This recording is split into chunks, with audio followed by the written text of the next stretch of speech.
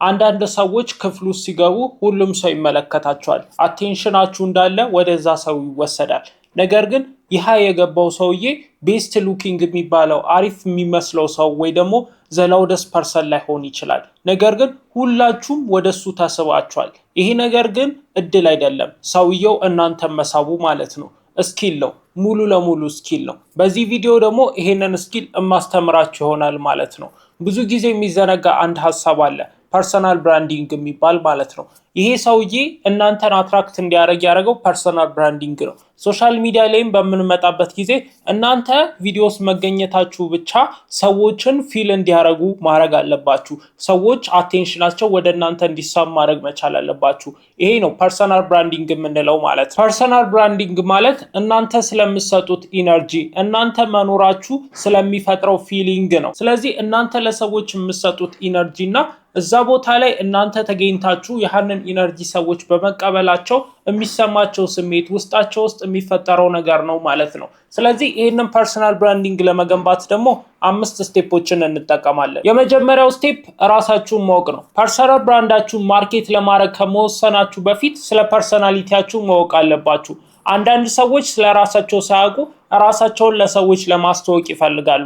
ነገር ግን ማድረግ ያለባችሁ ነገር ስለ ራሳችሁ ማወቅ ነው። ስለ ራሳችሁ ፐርሰናሊቲ ማወቅ ማለት ነው። ስለዚህ ስለ ፐርሰናሊቲያችሁ ካወቃችሁ በኋላ ይሄ ነገር ነው ሰዎች የሚፈልጉት፣ እኔ ደግሞ ይሄን ያለኝ ብላችሁ እሱን ነው ለሰዎች ለመስጠትና ፐርሰናል ብራንዳችሁ አድርጋችሁ ለማስተዋወቅ የምትሞክሩት ማለት ነው። ስለ ራሳችሁ ለማወቅ ከተቸገራችሁ ደግሞ ስለ ራሳችሁ ለማወቅ የሚረዳችሁን አንድ ፎርሙላ ልስጣችሁ። እስቲ ጓደኞቻችሁን በ3 ቃላት ግለጹኝ እኔን ብትሏቸው በምን አይነት 3 ቃላት እንዲገልጿችሁ ነው የምትፈልጉት? ለምሳሌ አሁን እኔ ጓደኞቼን በ3 ቃላት ግለጹኝ ብላቸው ኮንፊደንት፣ ፍሬንድሊ እና ጄንዊን ብለው ሊገልጹኝ ይችላሉ ማለት ነው። ስለዚህ ኮንፊደንት፣ ፍሬንድሊ እና ጄንዊን የሚለው የኔ ፐርሰናሊቲ ነው ማለት ነው። ስለዚህ ለሰዎች ማርኬት ለማድረግ የምፈልገው ኮንፊደንት፣ ፍሬንድሊ እና ጄንዊን የሆነ ፐርሰን ነው ማለት ነው። ሁለተኛው ስቴፕ ደግሞ የስልጣን ኃይል ነው። ስልጣን ስላችሁ በመንግስት ደረጃ ያለ ስልጣን ሳይሆን እናንተ በምትሰሩት ኮንተንት ላይ በሚኖራችሁ ስልጣን ኃይል ይኖራችኋል ማለት ነው። አንዳንድ ኮንተንት ክሬተሮች አውቶሪቲን ቢልድ ያደርጉ፣ ስልጣን ቢልድ ያደርጉ ኮንተንት ክሬተሮችን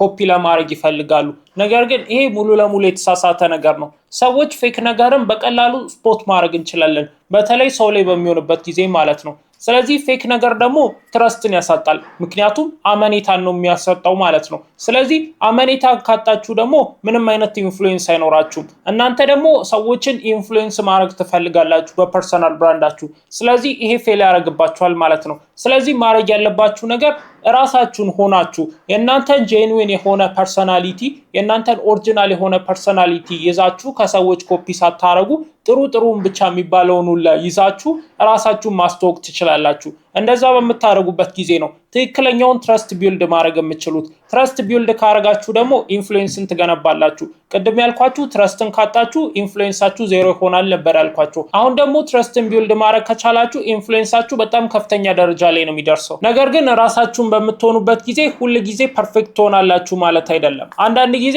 ስትራግላችሁንም ማሳየት አለባችሁ። ምክንያቱም ሰዎች ስለሆናችሁ ኦሪጂናልነታችሁ እንዲታወቅ ስትራግላችሁንም ማሳየት ትችላላችሁ።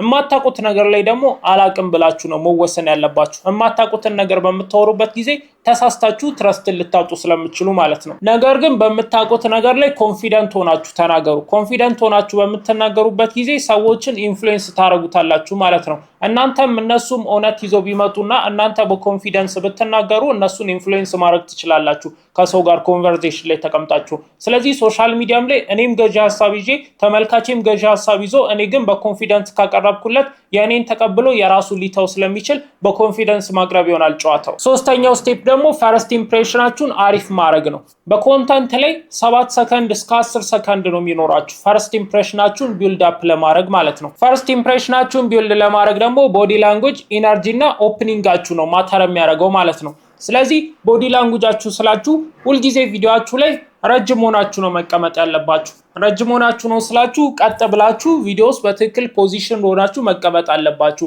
እንደዚህ ስብስብ ብላችሁ ኩርምት ብላችሁ ከተቀመጣችሁ ኢነርጂያችሁም እንደዚህ የተሰበሰበ ሆኖ ነው ለሰዎች የሚቀርበው። ነገር ግን ቀጥ ብላችሁ በምታወሩበት ጊዜ እናንተ ፕሬዘንሳችሁን ያሳውቃል ማለት ነው ቦዲ ላንጉጃችሁ። በተጨማሪም ደግሞ በእጃችሁ የምትገልጿቸው ጀስቸሮች ለሰዎች ፊሊንጉን በደንብ ለማስተላለፍ ይረዳቸዋል። በእጅ የምታሳዩቸው ምልክቶች ማለት ነው። ለዛ ነው እኔ እጄን ፍሪሊ አድርጌ የምጠቀምበት ማለት ነው። ሁለተኛው ደግሞ ኢነርጂያችሁ ነው። ኢነርጂያችሁ ስላችሁ ለሰዎች የምትሰጡት ፊሊንግ ማለት ነው። ነገሮችን በተለያየ ኢነርጂ ማቅረብ ትችላላችሁ። በጣም አግሬሲቭ ሆናችሁ ማቅረብ ትችላላችሁ፣ ሶፍት ሆናችሁ ማቅረብ ትችላላችሁ፣ ፈኒ ሆናችሁ ማቅረብ ትችላላችሁ። ስለዚህ በምታቀርቡበት መንገድ ላይ ኢነርጂ እንዲያስተላልፍ አድርጋችሁ ማቅረብ አለባችሁ። እኔ አሁን በብዛት ቲክቶክ ላይ ስጀምር በጣም በከፍተኛ ኢነርጂ አግሬሲቭ ሆኜ ነው የምጀምረው። ስለዚህ ሰዎች ያንን ኢነርጂ ፕሪሲቭ ያደርጉታል ማለት ነው። ይህንን ነገር እኔ ራሱ በደንብ በኤቪደንስ ሞክሬዋለሁ።